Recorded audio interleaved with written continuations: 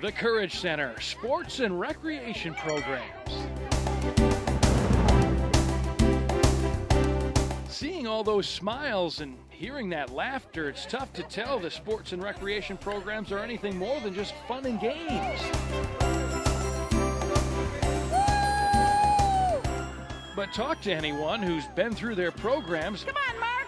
They'll tell you it's so much more than fun and games. In that sense, I think sports in itself is just defined who I am. It brought out the competitiveness in me. It showed me that if I set goals and try to achieve those goals, it's a satisfying feeling, and it just kind of drives me. And driven Manny Guerra certainly is. He has a gold medal from the 2002 Paralympics to prove it. He was the goalie of the USA sled hockey team. The same drive that got him the gold also got him all kinds of other awards and acclamations, not to mention a very good job overseeing computer operations at RBC Dane Rauscher in downtown Minneapolis. The environment here is fast-paced, it's technology-driven, finance, a lot of money flying around up and down, and so you kind of have to have the same type of personality, be able to handle high-strung individuals, be able to handle volatile situations, and it's very similar to a game. That's right, very similar to the fun and games of his youth. Fun and games that drive him to this day. That same drive is what keeps Sherry Blowett and Christina Ripp going 26 miles at a time. You see, Sherry and Christina are two of the top female marathoners in the world. In fact, Sherry won her second straight Boston Marathon this year with a time of 1 hour and 47 minutes. That's right, more than 26 miles in 1 hour and 47 minutes, about 3 minutes ahead of the second place finisher. On this day, it was Grandma's Marathon in Duluth, where Christina and Sherry proved once again that they're at the top of their sport. Christina hit the finish line first, with Sherry a few feet behind. Both of them well ahead of the rest of the pack. And both of these former Courage athletes say it is no coincidence that they are where they are, coming from the program they're coming from.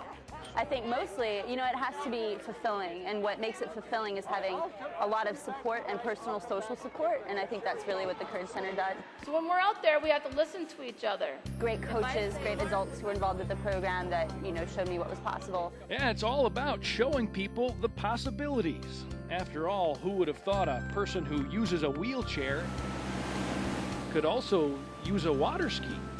Took a while, but I got it though. That's cool.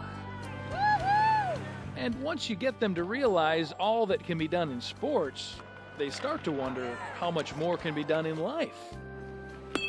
Take, for example, Mark Brown, a kid with a big smile and a good arm. Good hustle, Mark. Mark's story starts at an orphanage in Jamaica 5 years ago. Mark was abandoned by his mother behind a bank in Ocho Rios. And the only reason he survived is because he was echoing in a can, and a police officer rescued him. A few years after that police officer rescued Mark, Claire and Warren Brown adopted Mark, brought him here to Minnesota, and slowly got him healthy. It took about a year before he was nutritionally stable enough because he was severely malnourished. It's easy to see he's doing just fine right now, thanks in no small part to the challenging little games he just loves to play. If you look at his bare beginnings and you look at him today, there's no comparison, and Courage has played a big part of that. In the summer, you can find him at the softball diamond, perfecting his throw to first, although his first love Come on, guys, kick it! is basketball, both of which he learned at Courage Center. You build up muscle, and you learn a lot of things from Courage. It gives you ideas what you want to be when you grow up. Gives you an idea of what you want to do when you grow up. As a matter of fact, take Sherry Blowett, for example. When she's not racing, she's studying at Stanford, where she is at the top of her class in medical school. So proud of you! Christina Ripp She's attending the University of Illinois. Being involved with wheelchair sports, you know, showed me that I could do a lot more than just what people may expect of me. Because you see, the goal setting and drive that guides them to excel in sports is doing the same thing in life. It is a drive to not only do well, it's a drive to do even better than they would have done had they never ended up in a wheelchair. I've seen a lot of 8- and 9-year-old kids who started out playing adaptive sports with the Courage Center have grown up into leaders and gone on to do great things. As for Mark Brown, his mom says there's no telling how far his incredible drive and determination will take him. But the little boy found in the alley by a police officer knows very well what he wants to do when he grows up. To be either a police officer or a basketball player. Yep. That's fun to do. Kids that you thought would never, ever accomplish tasks are doing tremendous things, you know, and it's because of the positive self-worth that Courage instills in kids to try to be all they can be. They come here to learn athletic skills, go away from here having learned life skills. Life skills such as, you know, being confident wherever you go and being able to not just participate in sports, but just do everyday activities and know that you can succeed in everything you do. So it's almost like we're trying to instill dreams in their hearts. After all, if you can sink a 15-footer or knock a triple,